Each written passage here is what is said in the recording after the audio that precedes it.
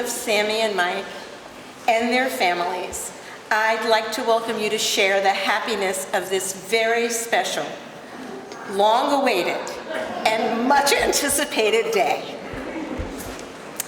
A marriage is not only about the commitment of two people who have chosen to grow their lives together. It's also the meshing of two histories, two traditions, two families, and an array of relationships that have spanned the course of both Sammy and Mike's lives. Some people here today have known either Sammy or Mike from their infancy or childhood. Others met them later in life, and still others only know them as a couple.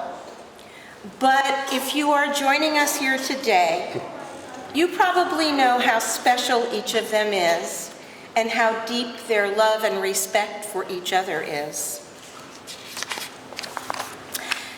As for me, I have known Sammy's mother, Joan. I cry at weddings. Since before she married Sammy's father, Jay. Joan stood for me at my wedding 40 years ago, and I stood for Joan at their wedding 38 years ago. I remember the day that Joan told me she was pregnant with Sammy. So you can imagine how touched and honored I am to be officiating at Mike and Sammy's wedding today. Planning a wedding is exciting. It can also be anxiety-producing. There's so many decisions: the date, the venue, the guest list, the meal, the music, the dress. And that's just for openers. For Sammy and Mike, all these wedding plans had been made. It was March of 2020, and they were getting married in July. And then the world exploded in a storm of uncertainty. COVID. What's COVID? For all of us, our world was turned upside down in March of 2020 and in the months that followed. Quarantines, isolation, masks, working from home, food deliveries, fears of getting sick, concerns for our vulnerable loved ones. But for Mike and Sammy, in addition to all that, they had a wedding coming up. Or did they? For those of us who have been fortunate to have a long and enduring relationship, we have some insight. It is far easier for the success of your relationship when things are going well. There is much more strain on your relationship when you're dealing with adversity. It is always the hope of a new relationship that the relationship has some time to strengthen before a couple is thrown some challenges. But there is no doubt challenges will come, and the way a couple will meet those challenges has everything to do with the resilience of their relationship. The months of uncertainty no doubt tested Sammy and Mike's relationship. How could it not? Fortunately, they had bought a home shortly before the COVID outbreak, so they could at least be together. They each were able to successfully continue their careers working remotely. Sammy started a new business, making delicious and artistically creative confections. Mike became an avid and competent homeowner. They got a dog. They took care of each other.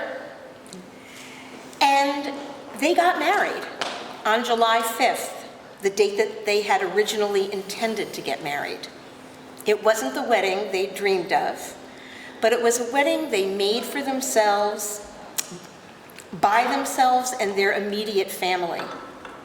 It was an affirmation of their ability to take control of their lives, even when things seemed out of control. They did not let disappointment and uncertainty consume them. They continued to love and respect each other. They took care of each other and supported each other. They were resilient. Their love for each other was undaunted. When I Zoomed with Mike and Sammy about a month ago to discuss the ceremony, they gave me a lot of license about what I would say. But they did ask me to read this very brief poem by Bo Taplin called Buried Light. Home is not where you are from. It is where you belong. Some of us travel the whole world to find it. Others find it in a person. Buried light is an apt metaphor for the experience that Sammy and Mike had during the height of the pandemic. In some ways, they were buried in their home, isolated, forced into a separation from family and friends. And yet, there is also this light between them, their continued love and support for each other. Sammy and Mike, you have found your loving home with each other. You have demonstrated time and again in this last year and a half that a marriage goes far beyond the parameters of events. It is a day-to-day, moment-to-moment commitment to each other and to the love that you share. Each of you has written vows to express publicly. Sammy, you're going to go first, because Mike said you would cry. Okay.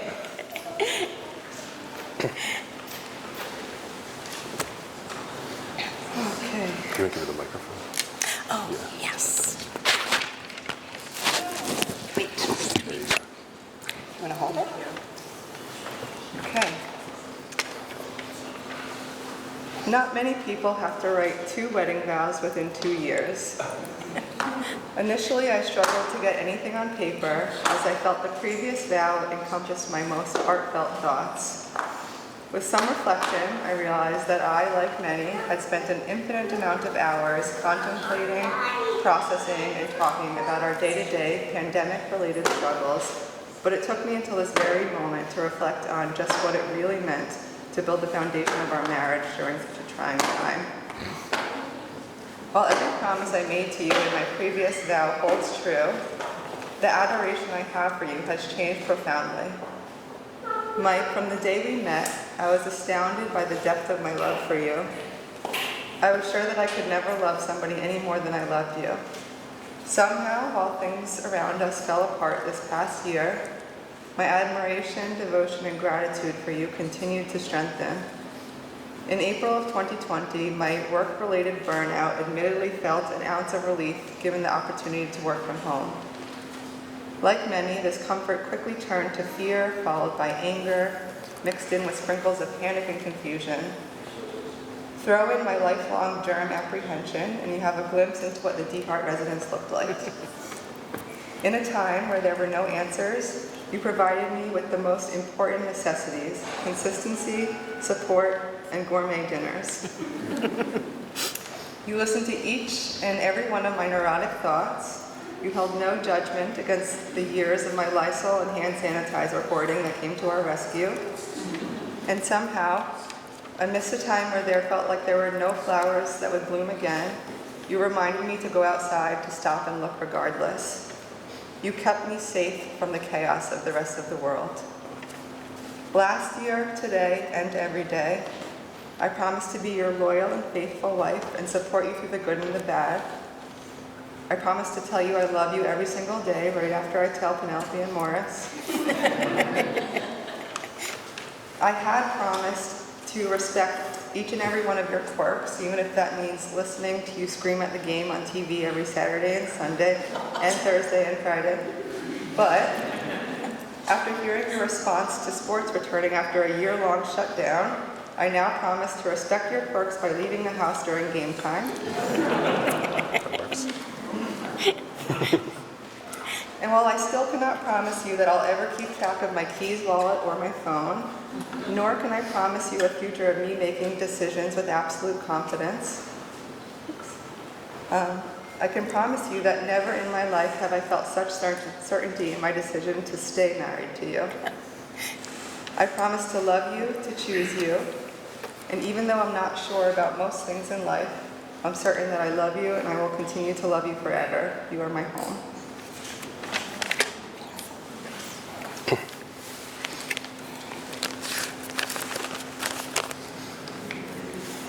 My turn. So we talked about this a while ago. I know we initially agreed that we were going to do a traditional version of what would usually be wedding vows. And as I sat down to put something together and write what I wanted to say today, I kind of figured that we're already married, we already did vows, let's do something different. So as you will be shocked to hear, I'm not really following directions right now. Well, March 8th, 2019, we were driving down the Garden State Parkway, and I pulled off at a random exit and drove straight to the beach. Once I got you to get over your life-threatening fear of getting sand in your shoes, I got you to walk out on the beach with me, at which point I asked you to marry me. In response, you said, "Thank you." Which, to be honest, was not really the response I was looking for. I was kind of hoping that you would say yes, but we're married now, and I guess at this point I can take that the yes was implicit. But anyway, that was a long time ago. It was 977 days, to be exact. And a lot has happened in those 977 days since. A lot good, and we've had some tough times as well. I'll start with the good. We finally completed our move from small, windowless, extraordinarily expensive apartments in New York City out to the leafy suburbs of New Jersey, where we have our own house with a white picket fence in the yard. The house, of course, is still ruled by the first love of your life, Penelope, the 10-pound cat who, despite the fact that I outweigh her by about 200 pounds, still takes up more room in our king-size bed every night than I do. We got a dog, Morris, Big Bud, who at this point has dug his way as deeply into our hearts as he has dug his claws and his teeth into the molding and walls of that new house of ours. When we were married, our wonderful little niece Alex was just a little baby who couldn't really walk, couldn't talk, or do anything. Now, as everybody can see, she is walking all over the place, and she will have a full conversation with you if you want to talk to her at any point. We have a wonderful nephew, Daniel, now, who we love very much, who, despite the fact that he is just about 6 months old, already has much more hair than my dad. And will probably soon be taller than him as well. And of course, we got married, which, in my view, is definitely a very good thing. But we'll talk about that a little bit more later. There have been some tough times in those 977 days since I asked you to marry you as well. We both lost loved ones who we loved near and dear to our hearts, who we really wish would be here today with us. On a personal note, my beloved Baltimore Orioles have lost 253 baseball games in those days. And I know you don't know a lot about baseball, but as I like to say, that's not good. We've seen the wedding of our dreams get delayed and changed in countless ways that we could be up here talking for hours about. And we spent months hunkered down together, living, working, eating, sleeping within a 20 to 30 foot radius of each other at all times. And they always say you can learn a lot about a person in tough times, that it's easy for people to be good when things are going well and when everything is going along swimmingly. And during these tough times, the last few months, I've learned a lot about you. I've seen you be the most caring, thoughtful, and loving person ever. And even when you're going through tough times and it feels like the world is falling around you, you always have the time of day for everybody else to make sure that everyone else's issues and problems are taken care of, and they know that you're the one person that they'll come to talk to. Now, you always tell me that you're confused that you have, and this is a specific number, 37 text messages on your phone at all times. And you don't know what people come to you to tell you their deepest and darkest secrets and ask what help they need with all the difficult things that's going on in their life. I know why. It's because everyone can come to you and know that they're going to get the time of day, they're going to get a fair shake, and you're going to help them through everything that they need help through at that point. Now, I've also had a bunch of time, given that we've had a lot of free time in the last few years, to sit and think about, I'll say, decisions. And as you know, a lot of times my decision making can be not great. I think back to the day after our first date, when I texted you asking if you wanted to get together sometime and, quote, get some ass juice, without knowing that you maybe didn't remember that ass juice was the name of the specialty shop at the last bar we went to that night. And without that little bit of context, that could be seen as somewhat of an odd request. But anyway, you let me slide on that, and now here we are, we're married, and we're finally having a ceremony as well. But I've thought a lot about the good decisions I've made too, which there are a few in there. And the best decision that I have ever made and will ever make is those 977 days ago when I asked you to be my wife. Now, we spent a lot of time sitting around and talking talking about our lives and where we came from, how we were brought up, everything for a long time over the last few years. And you told me that there was always a saying that your parents and your family had about you. They would always say that Sammy one day is going to be the belle of the ball. And you always said that you didn't really like that saying, that you didn't think it was a good thing. You thought being the belle of the ball was either shallow or wasn't a lot of substance. You just didn't really like it. Have I got some news for you? As soon as we're done up here in a few minutes, you and I and everybody else here are going to walk over to that big fancy building over there, and we're going to have a ball. And you, at long last, are going to be the belle of the ball. And I'm here to tell you that that is a very, very good thing, despite all that you've thought throughout your life. Because now, 977 days after we got engaged, and 492 days after we first got married, I get to finally show to the full world that this intelligent, gorgeous, loving, caring, wonderful woman is a person that I, for the rest of my life, get to call my wife. I love you, Sammy, and you, in my eyes, will always be the belle of the ball.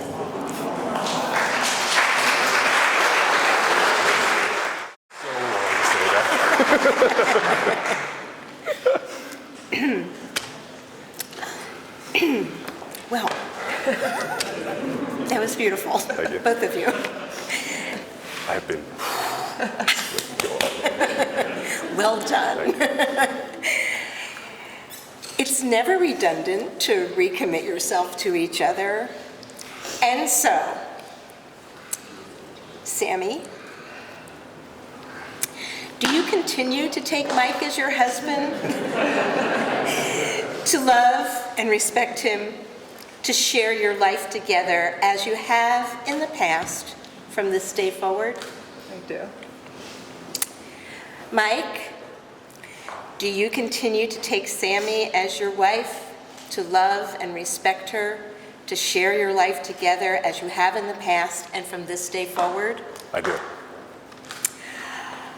It is now time for the rings.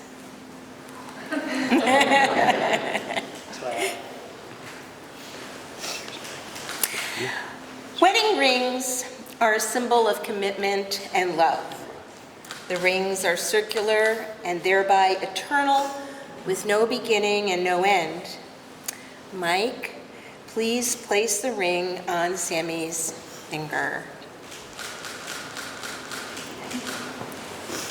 And Sammy, please place the ring on Mike's finger.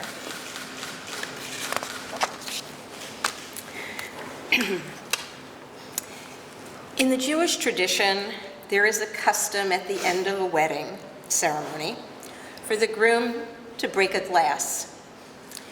The origin of the tradition is uncertain. Some view it as a reminder of the destruction of the temple in Jerusalem. Others say the broken glass recalls the fragility of relationships. Still, others say the loud noise scares away evil spirits. But my favorite interpretation is the glass is symbolic of a couple breaking some from their past lives, leaving space to create something new together. The breaking glass holds the promise of a new beginning. And so, I have the glass, and after it's broken, we all yell, Mazel Tov.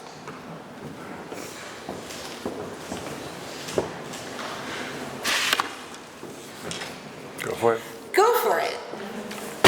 Mazel Tov.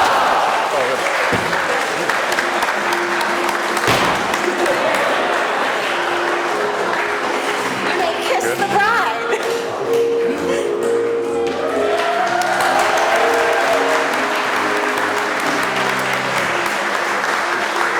Sturdy glass.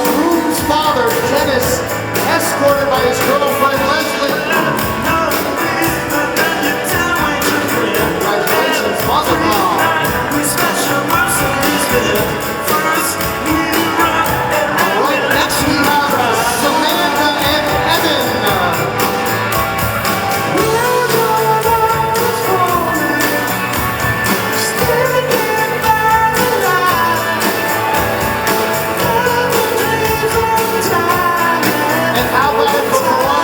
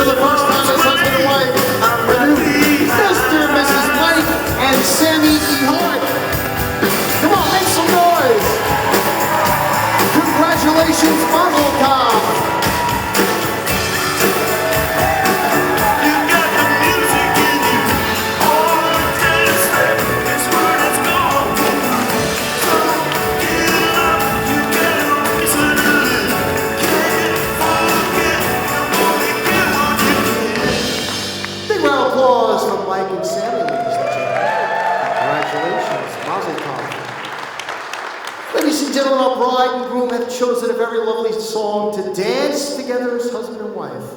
The name of the song is Kiss Me.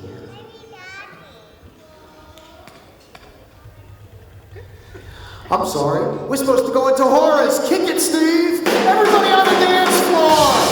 Come on, everybody up, join hands, big circle around our bride and groom. Come on, everybody up, join hands, circle to the right, everybody.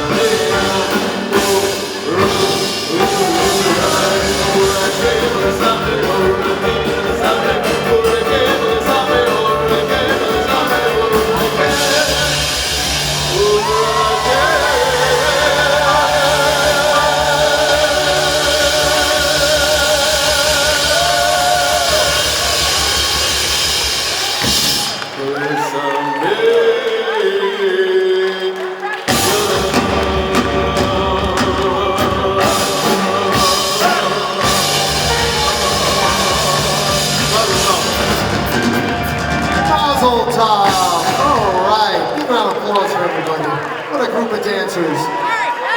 And at this time, we'd like to ask Sammy and Mike to make their way to the center of the dance floor for their first dance together as husband and wife called Kiss Me.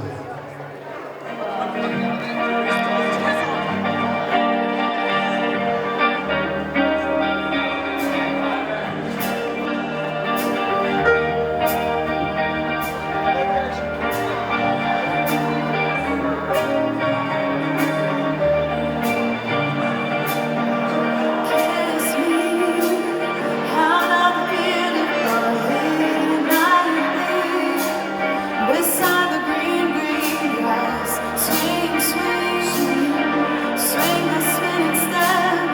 You wear those shoes and I will wear that dress. Oh, kiss me beneath the milky twilight. Lead me out on the moonlit floor. Lift your open hand, strike up the band and make the fireflies dance. Silver spoons sparkling. So kiss me.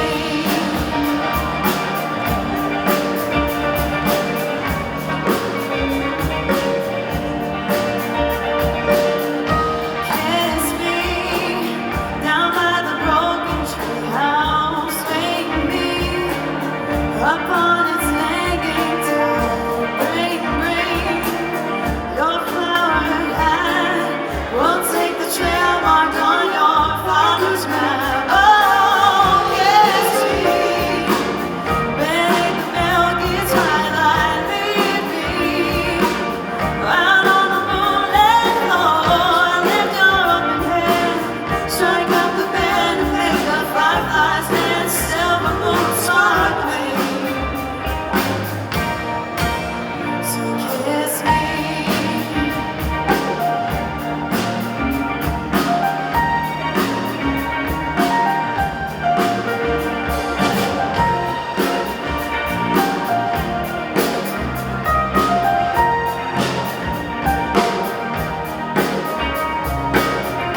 Kiss me beneath the milky twilight. Lead me out on the moonlit floor. Lift your open hand, strike up the band and make the fireflies dance. Silver moon sparkling.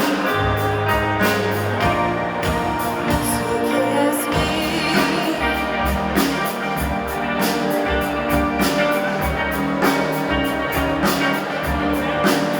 So kiss me.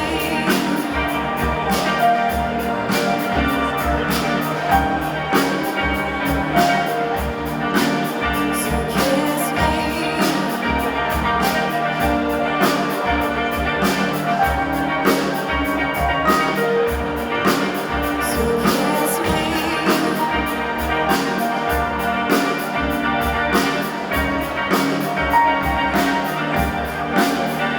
kiss Mike and Sammy, big round of applause.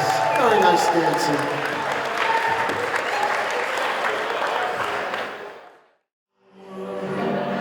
And the skies are not cloudy all day. Home, home on the range, where the deer and the antelope play, where seldom is heard a discouraging word. And the skies are not cloudy all day. How often at night, where the heavens are bright with the light of the glittering stars, have I stood there amazed and asked as I gazed if their glory exceeds that of ours. Home, home on the range, where the deer and the antelope lay, where seldom is heard a discouraging word, and the skies are not cloudy all day. Big round of applause for Sammy and her dad. And by the way, ladies and gentlemen, Sammy's dad used to sing this song to her every night before she went to bed. So it's a very special song for the two of them. Very nice.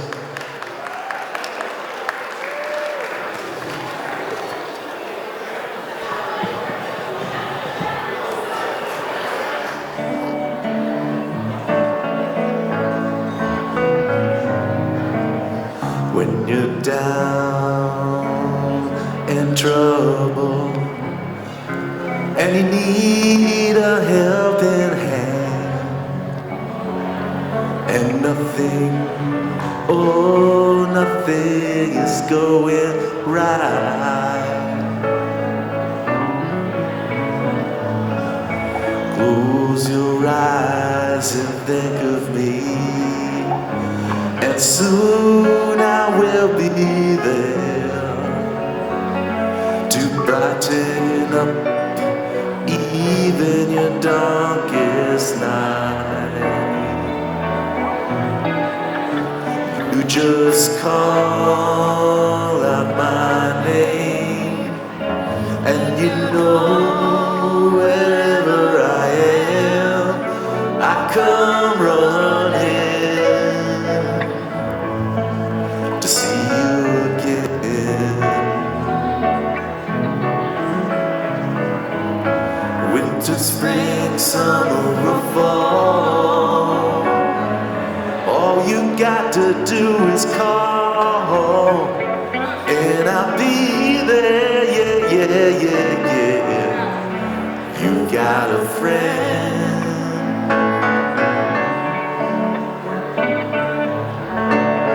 And at this time, Mike would like to dance with Judy. Above you, And now Janet. dark and full of clouds, and that old north wind should begin to blow.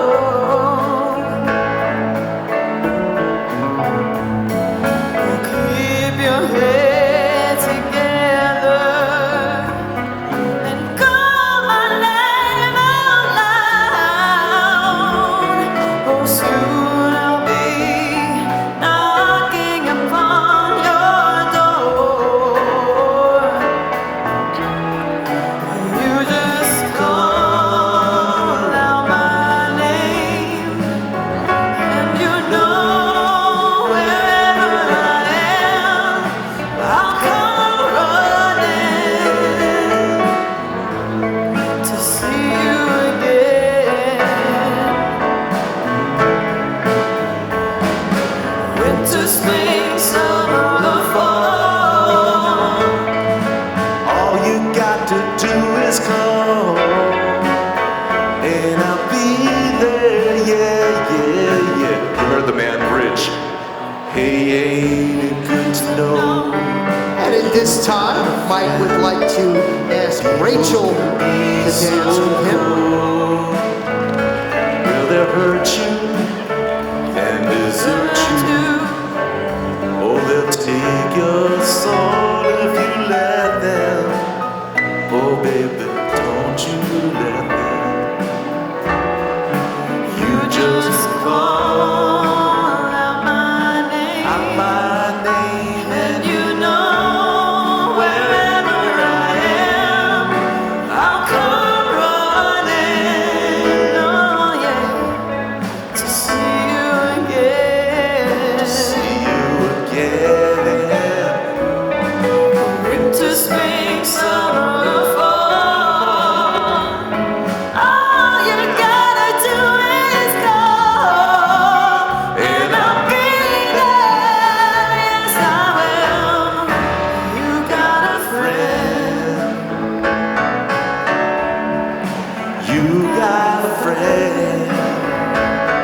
Ain't it good to know you've got a friend?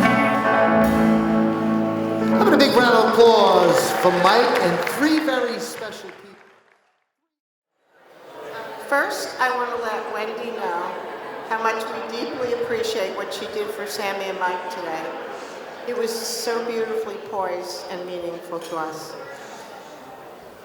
As Wendy said, our friendship began in our 20s, during which time we were in each other's weddings. I guess a friendship that began with stalking boyfriends was bound to be the cement for a wonderful, lifelong relationship. And then, of course, I want to thank my son-in-law, Josh, who in his own quiet way always seems to come through, for really marrying Sammy and Mike. He became a certified officiant online, which I think he had to do with like express mail, wrote his speech to them, and from July 5th, 2020, they were officially a married couple. Sam, you're so special to all of us. Everybody wants a piece of you. What is it? You're kind, intuitive, and you have a beautiful soul. We all adore you.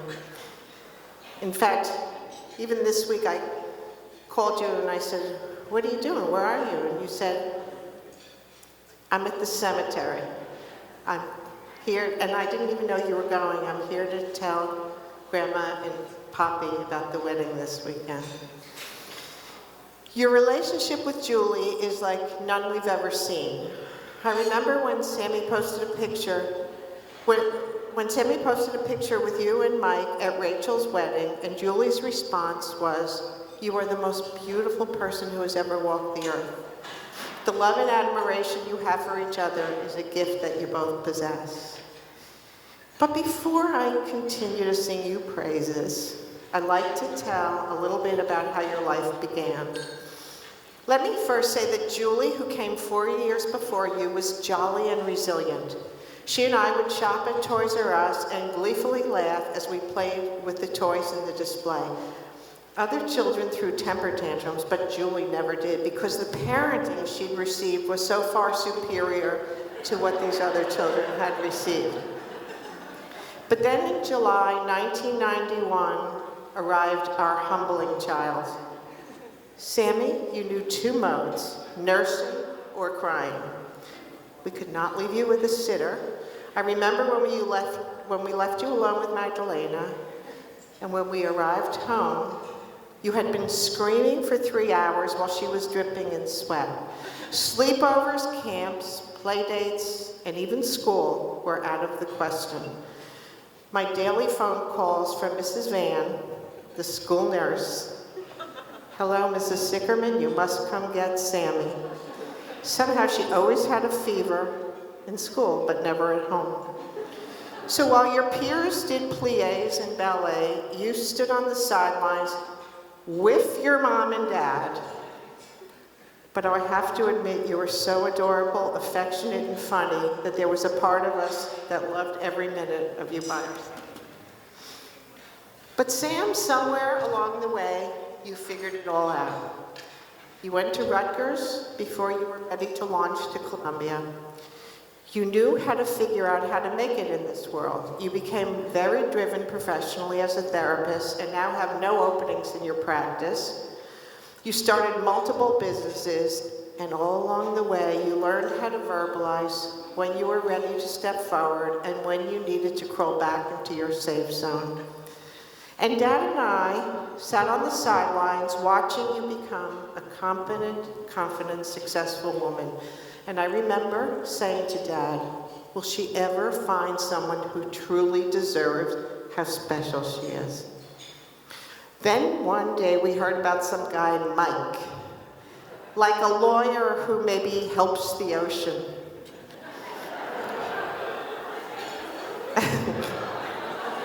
Well, we always knew that was important to Sam, and then Sam brought him home. He was so sweet to us. I don't think he exactly helps the ocean, but he was so kind to Sammy, bright, interesting, cooks. I mean, this guy cooks a feast. I had initially written cleans, but I crossed it off. loves to shop, which by the way is wasted on Sammy because she doesn't, loves to eat Aunt Janie's chicken soup, chats with Uncle Bobo about who knows what, but most importantly, Sammy was so content, and soon a foursome developed. Julie, Josh, Sammy, and Mike. In fact, I'm sure that Mike figured out along the way that Julie and Sam were a package deal. And as I got to know Mike, I realized that he did possess all of the qualities that we've been seeing. And after a while, I began to wonder if there was a family in Maryland who wondered whether Mike would ever find someone who realizes and appreciates how special he really is. Well, Dennis, we do. We realize that Sammy found a prize, that Mike is so special. In the world of psychotherapy, there's a phrase, like meets like in the darkness. They were both planted in New York City, similar souls going about their lives in the anonymity of New York City, yet somehow they encountered each other and they knew. They shared a devotion to their families and their pets. Actually, reverse that, their pets and their families. And they shared deep values with the ability to feel and love from the heart. Isn't this what we all hope for, to find in a lifelong partner? In fact, when I was writing this speech, Aunt Janie called and reminded me what happens when a couple like Mike and Sammy get together. She told me that Amazon had delivered a Hanukkah gift for Alex, but that it was too heavy for her to bring into the house. So what did she do? She texted an SOS to Sammy, and within minutes, in between tailor measurements and wedding prep, Sammy and Mike arrived at her doorstep. This generosity of time and spirit defines their love. Mike and Sam, we are very fortunate. This is something you are very fortunate, and we too are fortunate, because this is everything we have always wished for our children. So Mike, Dennis, Leslie, Rachel, Wes, and Daniel, we are thrilled that you have joined our family.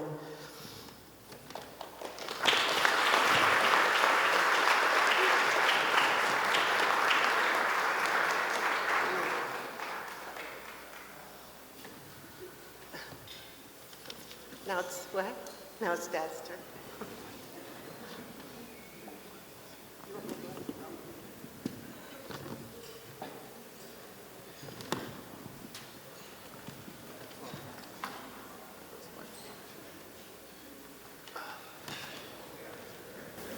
Sammy, to everyone else, that's your name. But to me, you will always be my Shua. I've been very fortunate. By the time you needed the most hands-on parenting, my career was well established. And unlike many dads, my schedule revolved around yours and Julie's activities. Every Friday morning, we strolled to Teddy's for breakfast. You never understood why I walked on the outside next to the street and made you walk inside. But you see, as my dad taught me, it was my job to protect you and Julie from the mud splashed by the horses in the rain. And then there was the homework. Well, maybe I was a little strict. To be sure, all of your assignments were complete. But then, remember, our mutual delight was when we could put the homework aside and watch the Rich Abrams Real Estate Channel while our feet held up the top of the bunk bed above us. You were young enough that I think you believed we were really holding up the bed. And then there was your soccer. I loved standing on the sidelines watching you play the defensive back. And it was so exciting when the article came out about you in the Cranberry Press. The title, Sammy Sickerman the Wall. I was proud of you for your soccer, but particularly proud of what that meant to me. No daughter of mine is going to let anyone push them around. Yes, you are and were always strong in your convictions, whatever they may have been, sometimes to mom's and dad's dismay. In fact, I recall when you wanted to quit the flute, but we insisted that you first play in the concert, which you clearly did not want to do. For the concert, you were required to wear a white shirt. All of the participants were in white shirts.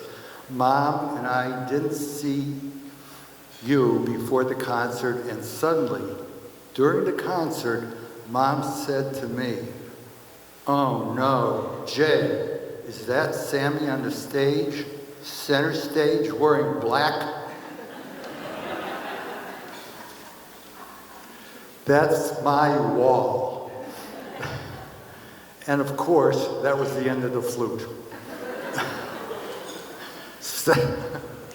Sammy, in many ways, you had an ideal life. You now have searched for a town where you could settle that's just like Cranberry. Your childhood memories of your formative years in Cranberry, AKA Mayberry, USA, were so strong that you would only have your bridal shower in Cranberry and your rehearsal dinner in the restaurant where you worked. Everything in your life had to be meaningful, which is why you were such a wonderful daughter, sister, and now a wife. And now, Shua, you have found your soulmate. Mike is everything I would want for you and a husband.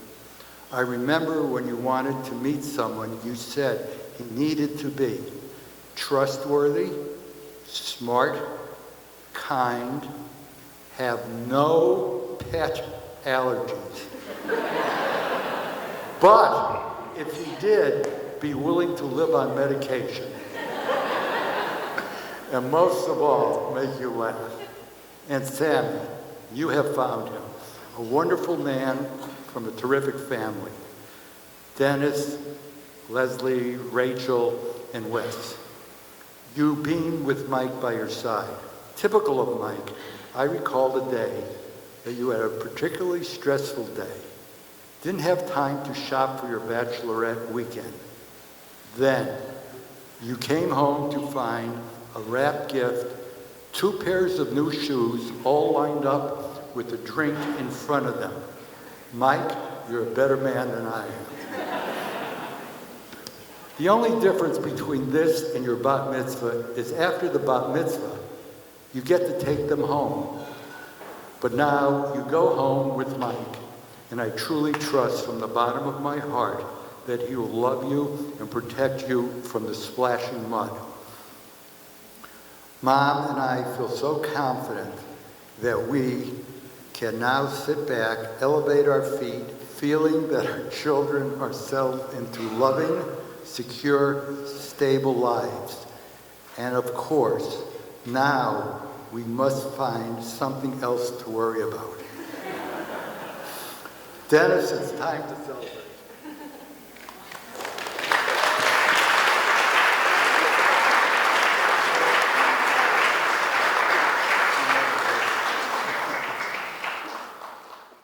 Good evening.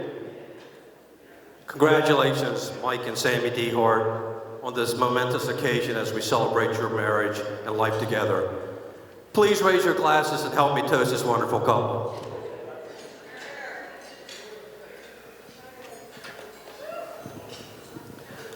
My name's Dennis Dehart. I'm Mike's father, and now we understand where he got his height. Hey, that's not a joke. Our deepest appreciation to Jay and Joan Sickerman and their family for hosting this gala celebration after so many challenges throughout the last few years. Thank you for your generosity, thoughtfulness, and including us in your family. The wedding is magnificent. Thank you so much. Furthermore, on behalf of my family, I want to thank all our friends and attendees who have traveled great distances in making this day truly special and memorable. Thank you so much. Our hearts are filled with gratitude for your kindness and generosity. As we gather today, we are reminded of those friends and relatives who have passed over the years. Mike and my daughter's Rachel's mother, Mary, would have been beaming with pride as we celebrated this truly special day. We miss her infectious smile and the spirit each and every day since her passing in 2012. Sammy, I know Mary, as we all would have loved your beauty, charm, intelligence, grace, artistic talents, and athletic abilities, and not to mention your gorgeous smile and loving personality. Mike is truly blessed with an angel among us today. Love you, Sammy, and welcome to our small but loving family.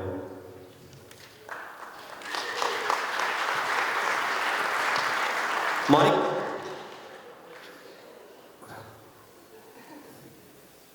my son, my hero, you have made me so proud throughout the years. Words are inadequate. My deepest admiration for all your gifts and talents, they were truly remarkable. Intelligence, fortitude, musically and athletically gifted, culinary genius, funny, polite to all you meet, and even as a young child, your intellect, calmness, and ability to retain facts was evident to our family. I recall to this day my mother exclaiming, "Oh, Michael, he's so smart." What few people realize is that Mike's path to achieve this has taken a lot of challenges. It was filled with challenges as he dealt with Mary's illness and the emotional toll that it exacts on your soul and a son and a family member. Yet Mike persevered and excelled at Tulane Law School and never allowed himself to fail or become deterred in his endeavors and goals. I'm very proud of you, Mike. Mike, I'm honored to be your father and Rachel's father. My heart bursts with pride as I marvel at your accomplishments and the outstanding adults we see in front of us. Congratulations on finding your soulmate, Sammy. You're blessed, my son. In closing, I would be remiss if I didn't acknowledge the love and support that I constantly receive from my daughter Rachel and her husband Wes and their son Daniel. Moreover, my better half Leslie, your love and unconditional support for myself and my family is cherished and deeply appreciated each and every day. Thank you once again. Congratulations, Mike and Sammy Dehart. We are so happy for you on this special day. Enjoy.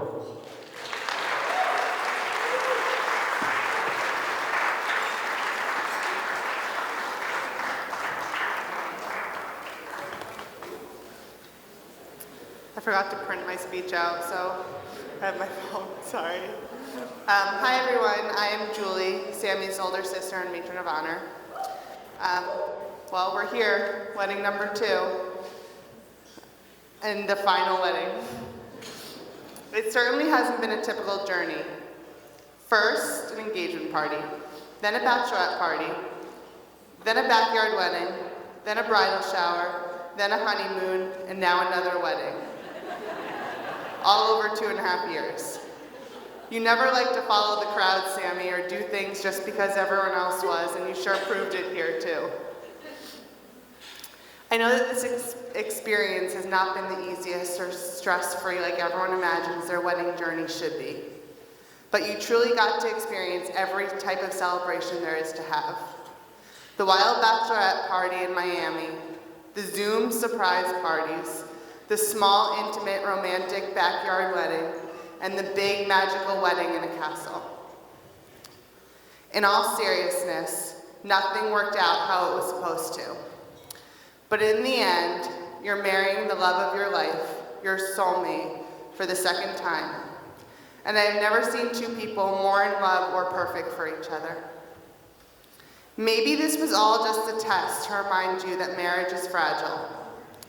You have to care for it every day and remember things won't always go as planned. You two have been through so much over the last 2.5 years since getting engaged, but you have proved that you can get through anything by supporting each other and putting each other first. Life won't always be easy, but you two can certainly handle anything that comes your way. I'm not sure if everyone knows, well, everyone does know now because I'm repeating the story, but from Mike's vows, but the way that this relationship almost didn't take off. Sammy texted me one winter morning and let me know she went on a date with this guy, Mike, and she thought it went well. My picky sister actually sounded excited about a guy, which certainly didn't happen very often. 2 days later, I was down her back about when she'd see him again, when she let me know she wouldn't be. He had texted her the day after the date saying, "I had a nice time, let me know if you ever want more ass juice." So Sammy, of course, ignored him and moved on. A day or so later, Sammy realized that ass juice was not only the name of the drink that they had at the bar, but they had laughed about it and made fun of it their whole date. He was actually not a jerk at all, but witty and endearing. From that day forward, I had the privilege of watching two amazing people truly fall in love. If I could thank Mom and Dad for only one thing, it would be bringing me a little sister. A little sister who actually shaped who I am and truly took on the role as my other half. You're the kindest, most loyal person on this earth with the biggest heart. There's no one that loves harder or deeper than you. But to me, you're more than that. You're my rock. You're the person who's literally been there every step of the way. You're the person whose approval I need before making any decisions. You are there through all the good and all the bad times. And you know me at my absolute worst and my absolute best. Everything in our lives continue to change. Marriage, babies, moving, jobs, except us. We just don't change. You've been my partner in crime since I was 3.5 years old, and you're still the first person I called 30 years later. Growing up, I always felt that I had to teach you so much about life. How to get over your fear of the dark by hiding in your closet, how to keep talking through our closet vents after Mom and Dad went to sleep, how to be a bit competitive through grilled cheese eating contest, how to sneak fried food when Mom and Dad weren't looking. But Sam, I was always the one learning from you. You taught me how to truly be kind, you taught me how to truly love, and you taught me how to truly be loyal, and you taught me how to slow down. And most importantly, you taught me I can't live more than 7 minutes apart from you and I should move to the other side of town. You took Josh in as your brother and Alex in as your niece without hesitation and immediately gave them your full heart. And now, it's time for me to open my heart to my new brother, Mike. Mike, there's no one I could have handpicked better for Sammy. You make her happier than any of us could have ever imagined. You really see her beautiful soul, and I could not be happier to watch her become watch you guys become a family. The only person that could ever love you more than Sammy might be Alex, but hopefully she forgives you one day. Thank you for being the world's best uncle. I'll leave you both with this quote. You know you're in love when you can't fall asleep because reality is better than your dreams. See, Mike, you thought she had insomnia. It's just true love. Cheers to you both.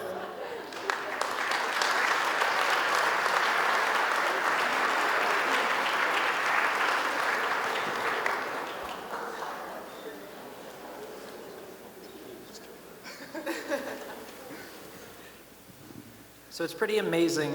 This speech has morphed more than a few times as it's continued. But again, hello everyone. First off, my name is Ryan Schluter. I'm Mike's best man. I was honored and humbled to be asked by Mike to be his best man. He was also my best man at my wedding. I remember the day before asking Heather to marry me, I called giving him a heads up that I would need my best friend by my side on our day. Mike continued this trend and called me the day before, and of course the answer was always going to be yes. Another thing, we need to coordinate our speeches because there's a lot of good overlap here. But it's good stories. I was going to start talking about how Mike proposed to Sammy. Again, thank you, I guess, is affirming in his own way. So to give you some background on my relationship with Mike, we've known each other since elementary school. Our older sisters are best friends. And again, it's actually fostered and blossomed our relationship. This made it especially easy for family vacations when my sister Erin and I picked friends. Duh, you take the D-Hearts. You go to Ocean City, Myrtle Beach, wherever we went, they were our first choices. Now, when we were on the beach, I was always told that it was easy to watch us playing, easy to spot us. Mike, somehow being a quarter Japanese, he's the tannest guy on the beach.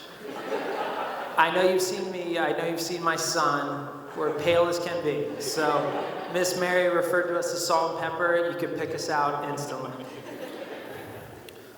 Growing up, we bonded over sports, music, local teams, go Ravens, go Orioles, the ups and the downs.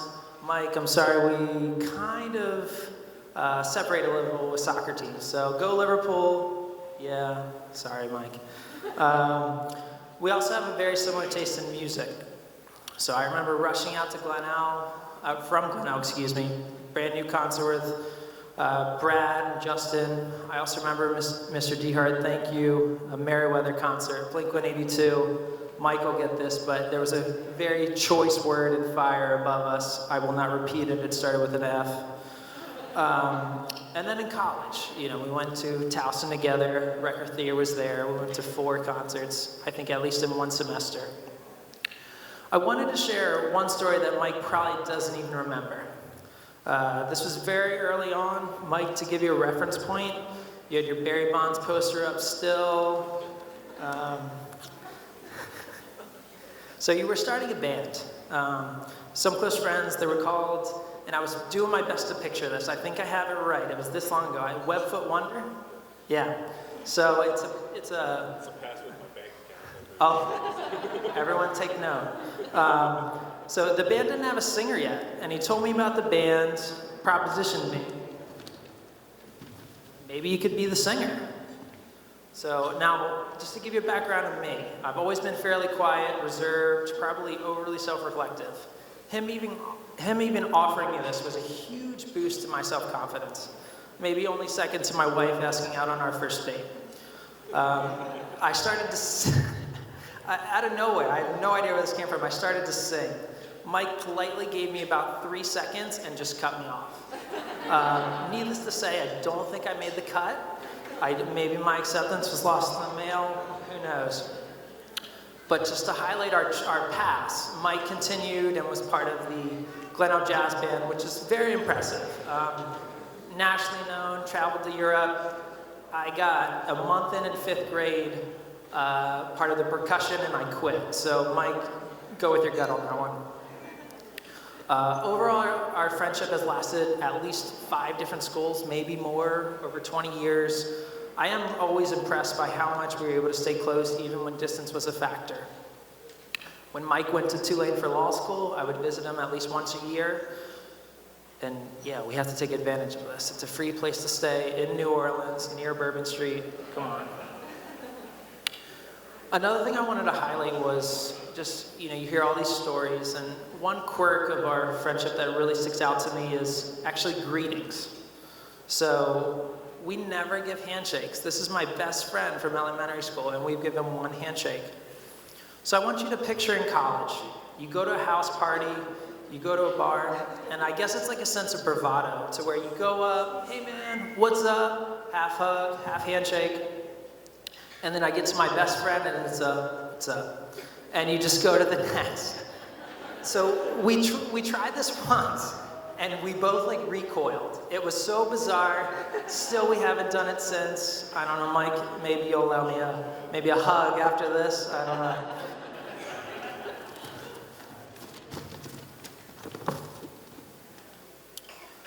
As I reflect on the process of this wedding, one might suggest Murphy's Law. Murphy's Law is everything that can go wrong will go wrong. On the surface, you would think it, but it's just a struggle to get, On the surface, you would think it was just a struggle to get to this point. I'd like to think differently. Maybe it's the therapist in me.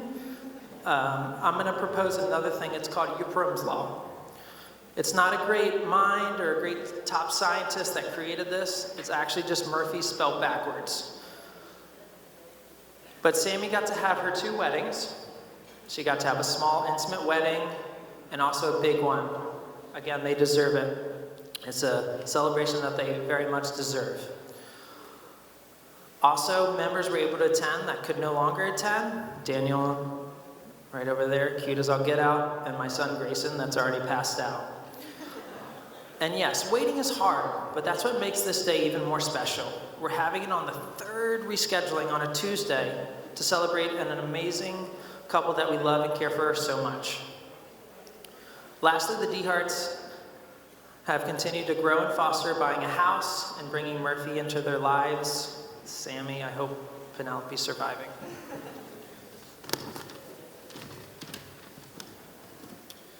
Now, how Mike ever got a girl like Sammy, I'll never know. No, but just kidding. I do believe that you're an amazing pair and a power couple. She's kind, caring, beautiful, and extremely patient. And by the way, one heck of a baker. I don't know if you're on Instagram, but you should follow her. But especially tonight, she looks stunning and radiant. So, good job, Mike. I do have a bias with Sammy. We're both in the mental health field. Sammy's a social worker. I'm a psychologist. So Sammy's mother's a social worker as well. Mike's father is a retired social worker. She's always going to have a one-up in my book. In social situations, Mike can be loud, even boisterous around the boys. When it comes to personal matters, though, you see this shift. He can be reserved, almost guarded. I believe that Sammy is a great compliment to his personality and provides just this balance. I want to wish both of you a lifetime of happiness and love. Also, before we toast, I want to say thank you to Dr. and Mrs. Sickerman for making this great night possible. We have waited quite some time, but we are finally here. I also want to thank Mr. DeHart for the rehearsal dinner. We all know that we'd also be grateful if Miss Mary and Miss Janice were here as well. We love and miss them, but also this includes anyone else that I have missed. I'll close with this. To the 2 secrets to a long-lasting happy marriage. Here's to a good sense of humor and a short-term memory. Please raise your glasses to the bride and the groom.